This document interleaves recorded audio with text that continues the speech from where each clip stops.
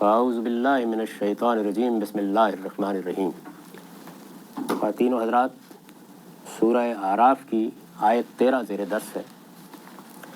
اس میں وہ مکالمہ نقل ہو رہا ہے جو اللہ تعالیٰ فرشتوں اور جنات کے مابین ہوا، خاص طور پر ابلیس کے ساتھ۔ یہ بات اس سے پہلے بیان ہو گئی کہ جب اس نے سجدہ کرنے سے انکار کر دیا تو اللہ تعالیٰ نے پوچھا کہ یہ حکم تو میں نے دیا تھا، میں تمہارا پروردگار ہوں، وہ کیا چیز ہے کہ جس نے تمہیں روک دیا؟ تو اس نے جواب میں یہ کہا کہ میں اس سے برتر ہوں، میں اس سے بہتر ہوں، اور اس برتری یا بہتری کی بنیاد کیا ہے؟ وہ میری خلقت ہے۔ خلقتنی من نار و خلقتہ من طین، اس کو تو مٹی سے، کیچڑ سے پیدا کیا ہے آپ نے، اور میری خلقت آگ سے ہوئی ہے، ایک برتر عنصر سے ہوئی ہے۔ اس وجہ سے میں کیوں اس کے سامنے سجدہ ریز ہوں؟ میں اپنی خلقت کے لحاظ سے برتر ہوں، تو سجدہ کرنا ہے تو اس کو کرنا چاہیے مجھے، میں کیوں سر جھکاؤں؟ تو اللہ تعالیٰ نے فرمایا کہ یہ بات ہے، اچھا تو یہاں سے اتر، اس لیے کہ تجھے یہ حق نہیں کہ یہاں بڑائی کا گمنڈ کرے۔ یعنی تم نے غور نہیں کیا کہاں کھڑے تھے؟ اللہ تعالیٰ کی بارگاہ میں کھڑے تھے، اللہ تعالیٰ کے حضور میں کھڑے تھے۔ یہ جگہ نہیں تھی کہ یہاں تم یہ کہو کہ میں آگ سے بنا ہوا ہوں یا اس سے بھی کسی برتر چیز سے بنا ہوا ہوں۔ فخرج انک من الصاغرین قال فاہبط منہا فما یکون لک ان تتکبر فیہا فخرج انک من الصاغرین، اچھا تو یہاں سے اتر، اس لیے کہ تجھے یہ حق نہیں کہ یہاں بڑائی کا گھمنڈ کرے، سو نکل جا، یقیناً تو ذلیل ہے۔ یہ اس موقع کے اوپر ابلیس سے فرمایا۔ تو میں نے عرض کیا تھا کہ یہ جو کہا ہے کہ اتر جا، تو اس کا یہ مطلب نہیں ہے کہ کسی بلند جگہ ہی سے اترنا ہے، بلکہ بارگاہ سے نکل جا۔ یہ خدا کی بارگاہ سے اترنے کا حکم ہے، جہاں جنات اور فرشتے سب اس کے حضور میں اس سے ہم کلام تھے، یعنی دربار سے، بارگاہ سے اترنے کا، نکل جانے کا حکم ان الفاظ میں دیا گیا ہے۔ یہ جو فرمایا کہ اس لیے کہ تجھے یہ حق نہیں کہ یہاں بڑائی کا گھمنڈ کرے، تو اس پر میں نے لکھا ہے مطلب یہ ہے کہ ہماری بارگاہ میں سرکشی اور تکبر کے لیے کوئی جگہ نہیں ہے۔ یعنی کہاں کھڑے ہو؟ سرکشی اور تکبر، اور وہ بھی خدا کی بارگاہ میں، وہ بھی خالق کے سامنے، وہ بھی جہانوں کے پروردگار کے سامنے، وہ بھی زمین و آسمان کے بادشاہ کے سامنے۔ مطلب یہ ہے کہ ہماری بارگاہ میں سرکشی اور تکبر کے لیے کوئی جگہ نہیں ہے۔ اس جرم کا ارتکاب کر رہے ہو تو اس کی سزا دائمی ذلت ہے۔ یعنی یہ اللہ تعالیٰ کا وہ قانون ہے جو جزا و سزا کے بارے میں سب کے لیے یکساں بیان ہوا ہے۔ ہر چیز قابل معافی ہے، ہر چیز میں عفو و درگزر کا امکان ہے، لیکن تکبر میں نہیں، سرکشی میں نہیں۔ سرکشی، سرتابی اور تکبر، یہ وہ جرم ہے جس کے بارے میں قرآن مجید نے یہ فرمایا ہے کہ اونٹ سوئی کے ناکے میں داخل ہو سکتا ہے، کوئی متکبر، کوئی استکبار کرنے والا جنت میں داخل نہیں ہو سکتا۔ تو یہ فرمایا کہ مطلب یہ ہے کہ ہماری بارگاہ میں سرکشی اور تکبر کے لیے کوئی جگہ نہیں ہے۔ اس جرم کا ارتکاب کر رہے ہو تو اس کی سزا دائمی ذلت ہے۔ یعنی سوچ لو ایک مرتبہ، دیکھ لو، اب بھی موقع ہے، لیکن اگر اس پر اصرار کر رہے ہو تو پھر اس کے نتیجے میں معافی کا امکان ختم ہو جائے گا۔ یہاں سے نکل جاؤ، اب اسی ذلت میں رہو گے، ہماری بارگاہ کے دروازے تم پر ہمیشہ کے لیے بند ہو گئے۔ فخرج انک من الصاغرین، یہاں بڑائی کا گھمنڈ کرے سو نکل جائے، یقیناً تو ذلیل ہے۔ یہ جو انک من الصاغرین ہے، اس کو بھی بڑی اچھی طرح سمجھ لیجئے۔ اللہ تعالیٰ جو یہاں دینونت برپا کرتے ہیں، جو رسولوں کی بعثت کے بعد جزا و سزا برپا ہوتی ہے، اس میں سرفرازی کی بھی بہت سی صورتیں ہیں۔ یعنی قوموں کو کیا مقام ملتا ہے، برتری حاصل ہوتی ہے، جیسے کہ صحابہ کرام کو ہوئی، ایک عظیم سلطنت وجود میں آ جاتی ہے، جسے سورہ نور میں بیان کیا ہے کہ میں نے وعدہ کیا تھا کہ جو لوگ بھی پیغمبر کا ساتھ دیں گے اور سچے عمل پر قائم رہیں گے، ان کو میں زمین کا اقتدار دے دوں گا۔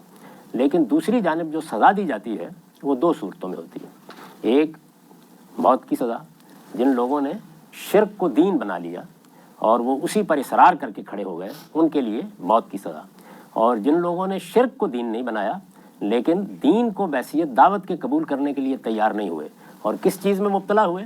اسی میں کہ ہمارے اکابر، ہمارے بڑے، ہماری تاریخ، ہماری کتابیں، ہماری قوم، یہ کیسے ہو سکتا ہے کہ اس سے باہر بھی کہیں حق پایا جائے؟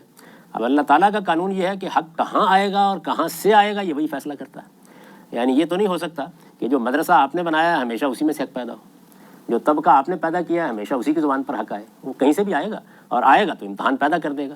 تو جب وہ آ جاتا ہے تو اس وقت انسان کو کیا کرنا چاہیے؟ تو یہ وہ جگہ ہے کہ جس کے بعد پھر جب انسان انکار کرتا ہے، اس بنیاد پر انکار کرتا ہے، تو اس کے لیے کیا سزا ہے؟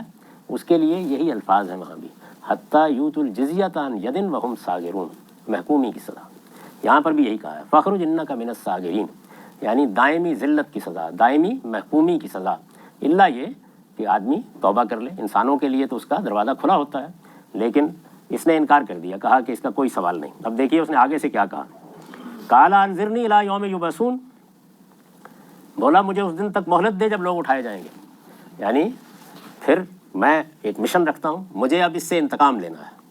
آپ اگر غور کر کے دیکھیں تو یہ قوموں کی برتری، یہ افراد کی برتری، یہ ایک دوسرے سے انتقام کے دائیات، یہ نیچا دکھانا، یہ ٹانگ کھینچنا، یہ جتنے بھی اس نوعیت کے معاملات ہماری زندگی میں چھوٹے سے بڑے پیمانے پر نمودار ہوتے ہیں، فرد سے قوموں تک، قوموں سے سلطنتوں تک، ان کے پیچھے کیا چیز کار فرما ہوتی ہے؟ یہی گھمنڈ، یہی برتری۔ بڑی مشکل سے انسان نے یہ جانا ہے کہ برتری دوسروں پر قائم کرنے کے جذبے سے نکل کر آئیے اس دنیا میں ایسی ریاستیں قائم کریں، ایسا نظم قائم کریں جو انسانوں کی برابری پر مبنی ہو، جو ان کی خدمت کے جذبے پر مبنی ہو، جس میں رنگ نسل کی تفریق نہ کی جائے، جس میں مذہب کی بنیاد پر، خلقت کی بنیاد پر، پس منظر کی بنیاد پر لوگوں کے فیصلے نہ کیے جائے، خدا کی زمین کو سب کی زمین سمجھا جائے اور انسان کے بنیادی حقوق کا احساس کر کے وہ نظم قائم کیا جائے جو لوگوں کے لیے خیر و صلاح کا باعث بنے۔ تو یہ نظریہ آسانی سے قبول نہیں ہوتا، کیونکہ فوری طور پر انسان اپنے پس منظر کے لحاظ سے اپنی برتری کے کسی نہ کسی احساس کے ساتھ حملہ آور ہو جاتا ہے۔ یعنی طبقات بھی ہوتے ہیں، قومیں بھی ہوتی ہیں، اور کچھ نہیں ملے گا تو یہی ہو جائے گا کہ ہم تم سے پہلے یہاں سے آباد ہیں، درا حالے کہ اس پہلے میں سوائے تاریخ کے کوئی فرق نہیں ہوتا، کیونکہ خدا کی زمین پر آپ کب پیدا ہوئے، آپ کب یہاں آئے، آپ کب وہاں آئے، آپ نے کب کسی جگہ کو آ کے آباد کیا، یہ صرف قبل و بعد کا مسئلہ ہے۔ خدا کی زمین ہے، آپ سب برابر کی حیثیت سے ہیں، تو انسان آسانی سے ان سب باتوں کو ماننے کے لیے تیار نہیں ہوتا۔ تو اس نے بھی یہی کہا، اور یہ کہا کہ پھر آپ مجھے مہلت دیں، یعنی کس بات کی مہلت؟ آپ کی یعنی اس بات کی مہلت کہ میں یہ ثابت کر سکوں کہ انسان کو جو شرف بخشا گیا ہے وہ فی الواقع اس کا اہل نہیں ہے۔ یعنی آپ دیکھیے کہ جو مقابلہ درپیش ہو گیا وہ یہ ہے، اللہ تعالیٰ نے چونکہ انسان کے سامنے جھکنے کے لیے کہا اور اس نے اس کو خدا کا حکم ہے یعنی اطاعت کے امتحان کے معنی میں نہیں لیا، برتری کے پہلو سے لیا، تو اب برتری کو چیلنج ہونا ہے نا، برتری کو چیلنج ہونا ہے، تو وہ کہاں سے چیلنج ہوگی؟ یعنی اللہ تعالیٰ کے حکم کے سامنے میں نہیں جھکا، میں اب بتاؤں گا کہ یہ بھی نہیں جھکتا، یہ بھی نہیں جھکتا، یعنی یہ اب چیلنج درپیش ہو گیا۔ یعنی اس بات کی مہلت کہ میں یہ ثابت کر سکوں کہ انسان کو جو شرف بخشا گیا ہے وہ فی الواقع اس کا اہل نہیں ہے، یہ آپ نے ایسے ہی عزت دے دی ہے اس کو، اب میں یہ ثابت کروں گا۔ بولا مجھے اس دن تک مہلت دے، قال انظرنی الی یوم یبعثون، جب لوگ اٹھائے جائیں گے، گویا قیامت کے دن تک مہلت دے۔ یہ معلوم تھا اس کو کہ اللہ تعالیٰ نے یہ دنیا ایک محدود مدت کے لیے بنائی ہے، اس میں انسانوں کو موقع دیا جائے گا، تو اس نے کہا کہ ٹھیک ہے، پھر مجھے یہ مہلت بھی اس وقت تک کے لیے ملنی چاہیے۔ یہ جو مہلت اس نے مانگی ہے یہ کس اعتبار سے ہے؟ دونوں اعتبارات کا امکان ہو سکتا ہے۔ یہ کہ مجھے زندگی دے دے، قیامت تک جیتا رہوں، اور میں ان لوگوں کی رہنمائی کروں کہ جو انسانوں کو گمراہ کرنے آئیں گے، ان کا سرخیل بن کر، اور یہ کہ میرا مشن جاری جائے۔ یعنی مہلت انسان کو بھی ملی ہے نا قیامت تک، کس طرح ملی ہے؟ آدم زندہ نہیں ہے، ان کی اولاد کے ذریعے سے وہ مشن جاری ہے، وہ کام جاری ہے، تو دونوں پہلو ہو سکتے ہیں۔ زیادہ تر لوگوں کا رجحان یہی ہوا کہ وہ اس کو زندگی کے لحاظ سے مہلت دی گئی ہے۔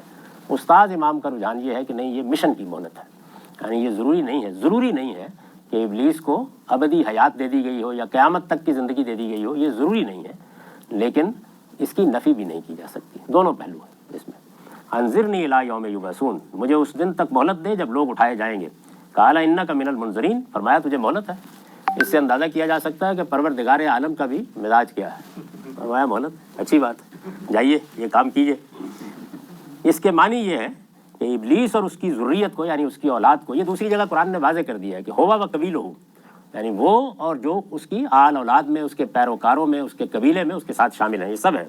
اس کے معنی یہ ہے کہ ابلیس اور اس کی ذریت کو اللہ تعالیٰ نے قیامت تک کے لیے یہ مہلت دی ہے کہ وہ انسان کو بہکانے اور ورگلانے کے لیے جو کچھ کر سکتا ہے کر لے، یعنی گویا اس کے عمل پر کوئی پابندی نہیں لگائی گئی، جو کر سکتا ہے کر لے، آگے وہ بتائے گا کہ میں کیا کروں گا۔